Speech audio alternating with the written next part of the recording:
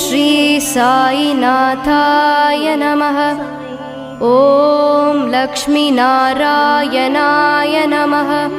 ॐ कृष्णराम शिव मारुद्यादिरूपाय नमः। ॐ शेषशायिने नमः।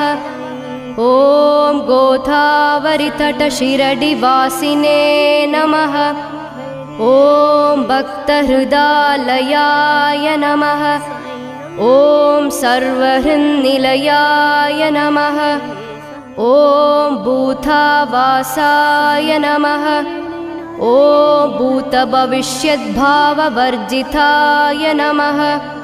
ॐ कालाधीताय नमः। ॐ कालाय नमः। ॐ कालकालाय नमः।